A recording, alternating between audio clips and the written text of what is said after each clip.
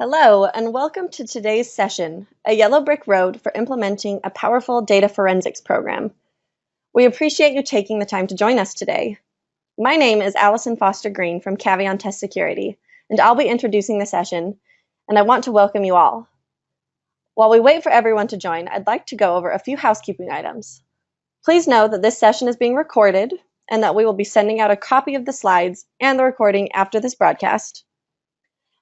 Everyone is on mute for this session, so if you do have questions, please put them in the question box in the GoToWebinar panel, and we will address them at the very end. Answers to all of the questions, including those that we don't get to, will be included in the follow-up email. I want to let you know about a few upcoming events. Caveon will be at the ICE Exchange from November 6th to November 9th in Austin, Texas, and the Beyond Multiple Choice Conference November 7th through November 8th in Washington, D.C. If you're attending either of these events, please find us and say hi. Our next webinar will be The Future of Testing by David Foster and John Freemer of Caveon, and will be held in early December. Also, Caveon recently released the October and November issue of our Test Security e-zine, The Lockbox. This edition addresses the topic of embracing change in the testing industry. You can find a link on our website, caveon.com. I am very pleased to introduce our speakers for today's session, my Caveon colleagues, Sarah Toten, Dennis Maines, and Walt Drain. Dr. Sarah Toten is a psychometrician and data forensics scientist at Caveon, where she conducts analyses for testing organizations. Her current research focuses on identifying predictors of item compromise and examining pre-knowledge, particularly those that are based on item response time statistics. A winner of the Benjamin D. Wright Innovations in Measurement Award, she brings her strong background in item response theory to Caveon. Dennis Maines heads up our data forensics division. His current interests and emphasis are in the development and usage of testing models to test for change and aberrant patterns. He is also actively pursuing applied research in optimal sequential model selection for pattern recognition. He specializes in linear and nonlinear modeling using regression, neural networks, and sequential models. Walt Drain is an experienced K-12 assessment and management professional with a demonstrated commitment to test security. Prior to joining Caveon as the Director of Education Services, Walt served as Executive Director at the Offices of Assessment at the Mississippi Department of Education, and was a national leader in developing innovative solutions to ensure the integrity of state assessment results at the state and local levels. Without further ado, I will turn it over to Sarah to get us started. Hi, everyone. Today we want to talk about why you should implement a data forensics program, what features your data forensics program should have, and how you'll implement a data forensics program. The test security process has 3 steps. The first is to prevent violations of test security. The second is to deter examinees who may wish to violate test security. And the third is to detect potential threats and react to those threats. And this is an ever-evolving loop. So you assess your threats, create solutions, and then evaluate the results. Data forensics primarily comes into play at the detect and react stage. But if examinees are aware that data forensics are being conducted and that there are consequences for violating test security, it also becomes a deterrent. So data forensics investigations generally fall into 2 categories. The first is monitoring analyses. So here what we're doing is analyzing all of the data that comes out of a testing program to look for anomalies and potential threats. A good metaphor for this is fire spotting. So people might fly a plane over a forest that's prone to wildfires, and then if they see smoke, they'll fly a little bit lower, investigate, note the location of that smoke, and send someone in to investigate. Data forensics can be a deterrent through something like radar patrol. So if you're driving down the road, maybe going a little over the speed limit, and you see a sign that says, speed limit patrolled by radar, well, you might want to slow down. So in that way, the warning that there are investigations occurring has warned you, and you'll slow down. And the second type of data forensics investigation is when you have specific information that a violation may have occurred, and you want to investigate that. So in this case, it's particularly important that the inferences you're drawing from the data are reasonable and are appropriate, and that you have a way to present the evidence that an event or a violation may have occurred to stakeholders of the exam. In terms of why you might want to implement a data forensics program, the first is to understand your risks. We don't want to do data forensics just for the sake of security, but we want to do data forensics because we care about loss. We don't want to lose our test items. We don't want to lose our investment in our testing program that we've carefully constructed. We'll talk about the types of losses for particular programs a little bit later. Second of all, we want to detect threats. So not only understanding where our risks are, but detecting threats if they occur. So maybe someone is stealing your test and selling it online. Maybe they're hiring a proxy test taker to take the test for them. Maybe they're colluding to violate testing rules. Or maybe an educator or someone is coaching examinees through parts of the test. Or other types of threats. So we want to understand the risks that our program faces, detect threats when they occur, and next slide, and react to potential test security issues. So once we've identified a threat, there are some actions we can take, such as invalidating scores, investigating suspected breaches, strengthening policies and procedures, revising and improving training for staff, republishing tests, or other responses. The actions that a program takes are directly related to how they're testing and what fits well for that program. So what features of a data forensics program will you need? Well, you want to measure threats so that you can manage them. Might be analyzing the data at the group and individual level, maybe at the level of the test items. A good data forensics program looks at the data at many levels, and the specific statistics that are computed could be similarity, looking for a strong level of agreement between examinees. That's a lot higher than expected. Answer changes, maybe someone has changed examinees' answers from incorrect to correct. Response times, it's suspicious if someone is very, very fast and a very high scorer, or they have different response times over the course of the test. And person fit analyses identifies examinees who have unusual patterns. And these can be used to supplement the other types of statistics. And depending on the types of items you have and the information that's available to your program, there may be other statistics that can be computed. So when you're thinking about the data forensics program features that you'll need, you need to think about what goes into your program and what goes out. So first, what data are needed? Does your vendor provide those data to you? And also, what do you want to get out of your data forensics program? What information do you need? What evidence are you looking for? This may be statistical outputs or interpretive reports, summaries or presentations to stakeholders, formal evidentiary illustrations, such as an affidavit that contains statistical evidence, or expert witness in court. When we talk about how you can implement a data forensics program, it's really important to figure out what capabilities and resources you have in-house.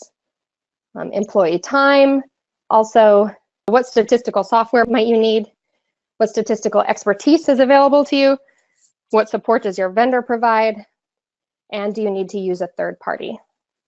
Now I'd like to turn the time over to my colleague, Dennis Maines.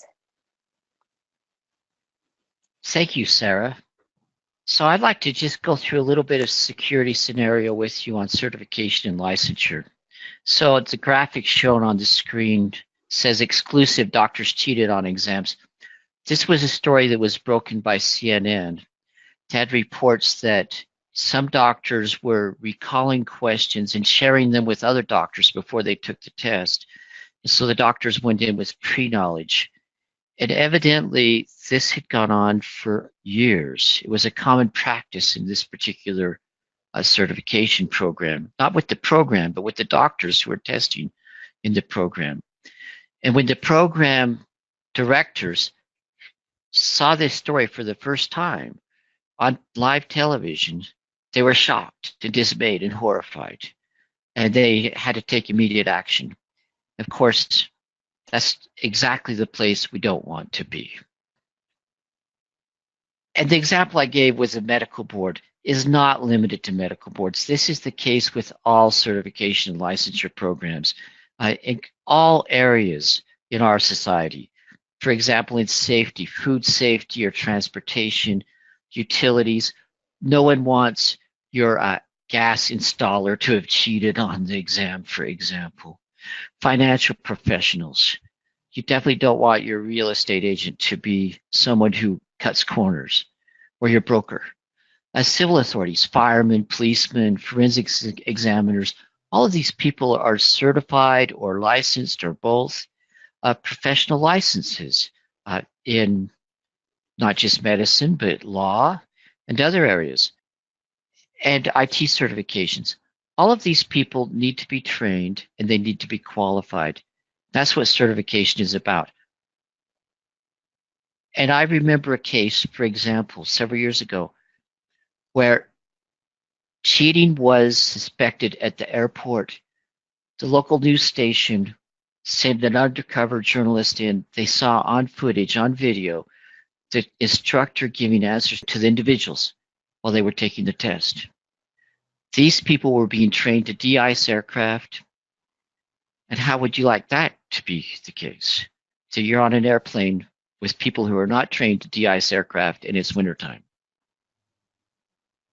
So the primary mission of certification and licensure boards is to protect the public. They do this primarily, that's their mission. It's not to, they're not a for-profit organization, for example. They are there, the public interest is paramount and it's important.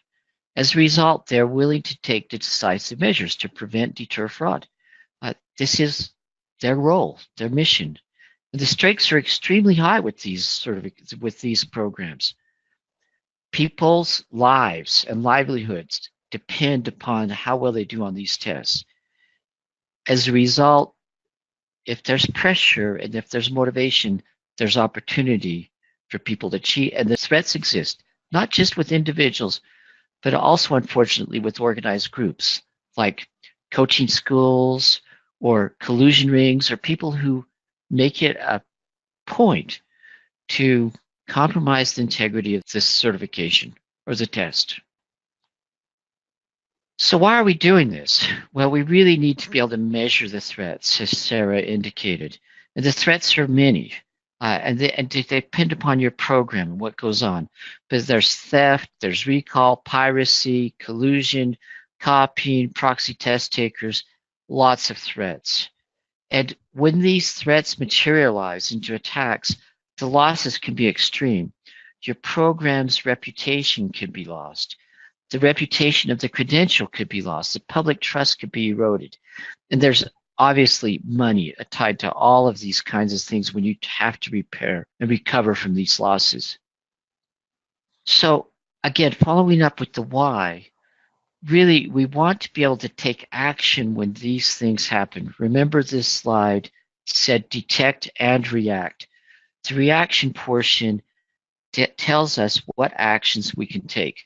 We can invalidate scores. We might investigate and then follow up after gathering more evidence.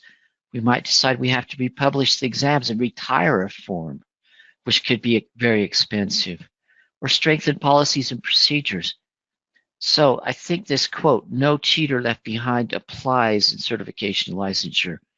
We really do not want unqualified people being certified and licensed to work with the public and put them at risk. So a good data forensics program is certification and licensure. We'll look at similarity analysis, look for potential evidence of collusion or cancer copying or item disclosure. We analyze response times when the tests are given by computer, because sometimes people with pre-knowledge answer the questions with a superhuman rate. We can look at consistency and performance through responses or through scores. All of these things can help us gain credibility that the scores are valid. So what data should we use for this, to collect for this?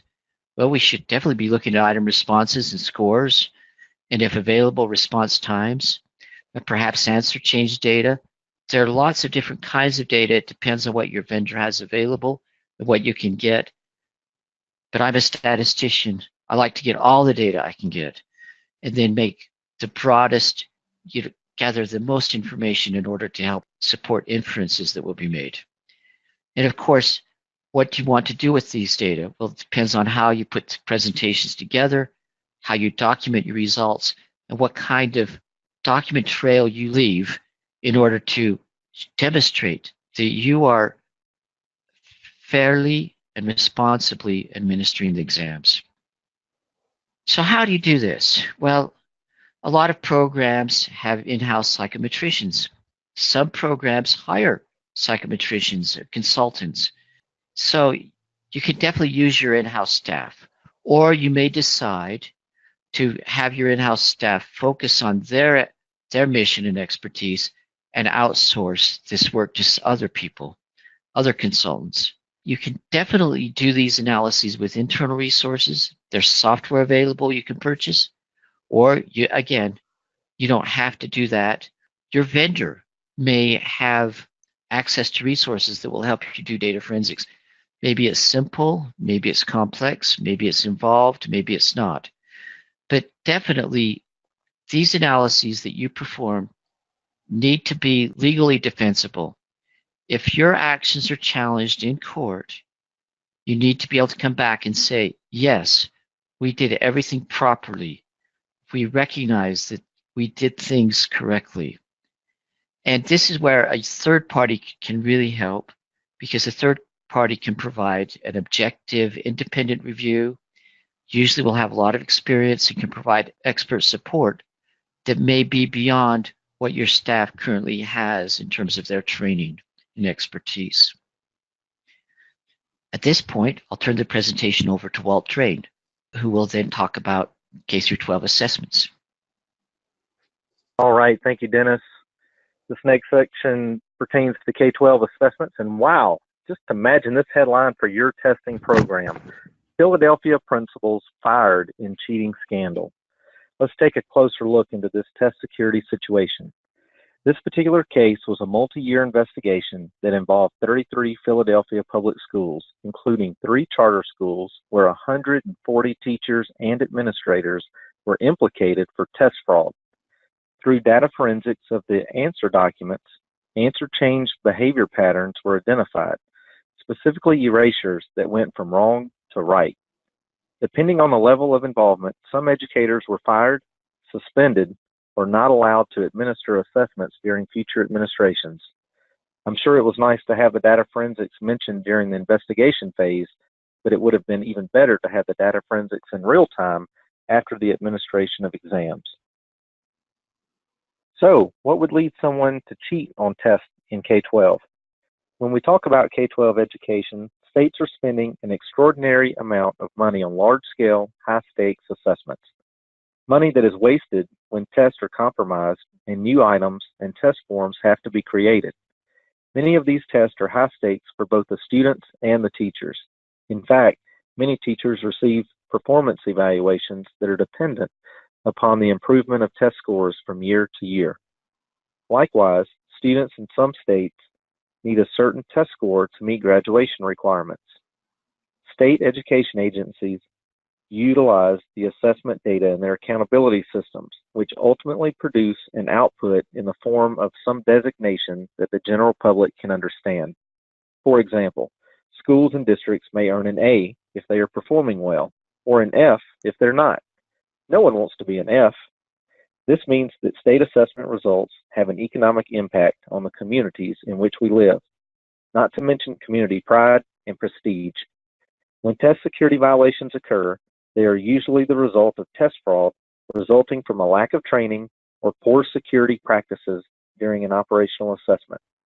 When fraud is detected, many states allow the school or district where the incident occurred to investigate themselves. This practice could potentially lead to a fox guarding the henhouse situation. In other words, the school or district in question could report that nothing unusual was observed and be dismissive of the situation. This is where data forensics could play a huge part in confirming anomalous test data. Now that you have a context of how students, schools, and districts and state education agencies use assessment results, let's look at why data forensics should be used in a K-12 setting. When properly applied, data forensics can detect evidence of multiple threats to your assessment program, such as widespread collusion, coaching or tampering, answer changing, theft, as well as shed a light on poor test security policies and procedures. So what are the consequences of these threats I just identified? Loss of public trust or confidence in the assessment and the associated results. The quality of a student's education suffers when malfeasance is injected into the testing process. One of the most egregious cases that I worked involved an elementary school whose leadership directed teachers who served as test administrators and proctors to pace students on a paper-based assessment and help students identify the correct answer by telling them to check their work until they landed on the correct answer. This action led to students receiving advanced test scores when in fact they should have scored much lower. I'm aware of at least one student who should have qualified for special education services but were denied those services because of such high test scores in the years prior to moving into junior high school. Luckily, in this case, I was able to work with the special education director to get this student the help they needed and deserved. As you can see from the last few points on the screen, the test security incidents such as the one I just described lead to the state spending lots of money in investigative costs to maintain the reputation and integrity of the testing program. Let's assume you have a data forensics program in place and threats were identified. What action can be taken? First and foremost, you should investigate any security incidents that were identified. As a result of these investigations, you would want to review your existing policies and procedures and strengthen those that seem weak. This review should be conducted after each testing administration. You should also use the identified threats as a teaching point when training district test coordinators or at the local level when training test administrators and proctors. Once the investigation is complete, those individuals who were implicated should be held accountable, typically through an administrative hearing that ultimately leads to the suspension or revocation of the educator's teaching license. In the most egregious cases, law enforcement may get involved, and your case may lead to the prosecution of the educator for a criminal offense. It's important to note that this action is the most extreme and is not a typical outcome in most K-12 test security cases. While minimal, it does occur, so be prepared and have everything properly documented and ready for a court of law. Remember, data forensics and the investigations that follow identify opportunities for continuous improvement to your testing program. Tightening up processes and procedures and providing updated test security training are crucial to ensuring a high-quality testing program. So we have talked about the importance of having data forensics as a feature to your test security program, but we haven't addressed what types of data forensics should be implemented. At minimum, your data forensics should include statistics for similarity, answer change behavior, if an online assessment, response time analysis, and time synchronicity. There are other ways to slice and dice the data, but these are the main features your data forensics program should offer. What data should be collected by your testing vendor? Item responses and scores, answer changes, response times, and timestamps. After data forensics are conducted, a written report will need to be produced that identifies any anomalous data and the associated student, teacher, school, and district for each test administered. It's important to understand that data forensics and the reports that follow become evidence that usually ends up as testimony in administrative hearings or actions that involve litigation. Therefore, it is important that those running the data forensics are capable of serving as a possible expert witness. So how can you begin running data forensics for your assessment program? Most state agencies don't have the internal capacity or manpower to run these analytics. Therefore, many programs outsource data forensics to a third party. This allows the state or district to remain neutral in the event of an investigation. The data forensics should be conducted in a manner that not only looks at individual student performance, but focuses on groups or clusters of test takers. The larger the group or cluster, the larger the problem. And where there's smoke, there's fire. Why try to conduct these analytics yourself when you can hire an expert to conduct these analysis for you? At this point, I'll turn it back over to Sarah. Thank you, Walt. So in summary, test security breaches can result in significant losses, financially, to the reputation of your testing program, and to the quality of the product that your program has as a whole. Data forensics monitoring can help you identify and manage your risks. Statistical analyses need to be carefully chosen to measure the threats that your program may be facing. And anytime individuals have a motive, means, an opportunity to violate test security, there is a risk. And finally, data forensics is a valuable part of test security and should be conducted in a credible and professional manner. That concludes our webinar for today, so I'm going to turn the time back over to Allison in case we have questions. We do have several questions from our audience. First, do you have any resources that you would recommend for learning more about data forensics? The Caveon website has a lot of different resources, blogs and webinars. There's also the CESP, Certified Exam Security Professional website, which has a lot of resources on implementing data forensics. And finally, if you're looking for information on statistical methods, there are several books I would recommend.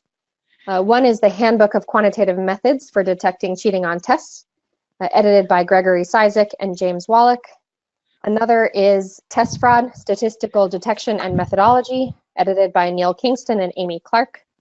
And there's also some valuable information in the TILSA Test Security Guidebook. Another question, what kinds of things should I look out for to know if data forensics would be a good fit for my program? Well, if you're testing and you're making high-stakes decisions about examinees, then you should probably be running data forensics, because any violation is going to hurt your final product, and you want to avoid a worst-case scenario where your program's reputation suffers after a violation. What advice do you have for convincing higher-ups that data forensics results are reliable? This is Walt. As far as speaking with upper level management, I always advise speaking in terms of return on investment. High stakes assessments are very costly to create, implement. So showing management the benefit of running data forensics and how it can help deter cheating on state exams only protects their investment as they create these high stakes assessments. Also, it's important for state education agencies to know that these data forensic results have been communicated in the highest of state courts and have been upheld. And for those that already run data forensics, I would invite your upper level management to the debrief of these data forensic reports so they can listen to the findings after each test administration. And that only strengthens the support for data forensics in state education agencies. Another question, do you have an estimated commitment in terms of time, money, and effort that it would take to get started on data forensics? That's the $64,000 question, right? Just what's it going to take to do this? We all want to do these things. And so, unfortunately, there's not a simple answer like, wow, it's $1 or anything like that. You need to assess your staff, what your staff will need to do, assess your capabilities, whether you need to have consultants or third parties support you, whether your vendor will provide that support, and the kinds of actions you will take. All of those things involve a commitment of resources. And I think if you carefully analyze those, you should be able to come up with a total cost and a total amount that will help, that you will understand what it will take to operate a program like this. What are the benefits of outsourcing data forensics, particularly if you think you might have the capabilities to do it in-house? There's always the question, do I do it in-house or outsource? And it depends on your capacity and your teams and your internal capabilities, what you expect of those people, and whether or not you expect that they can do this kind of work and that they should do this kind of work. Even if they can, they may not be appropriate because you will distract them from their other work. So I think that's a classic decision. Do I do my own plumbing or do I hire a plumber? Well, there are times it might make sense. I can just do something simple. Other times I may want to have a professional. Usually you can find professionals who will help you with this. That can be very credible and very supportive. So I think you have to evaluate that carefully, just where you should go with each part of the program. Thank you, everyone. That is all the time we have for today. We will make sure to answer all of the remaining questions in our follow-up email, so look for that in the next couple of days. Thank you all for joining us, and we hope you have a great afternoon.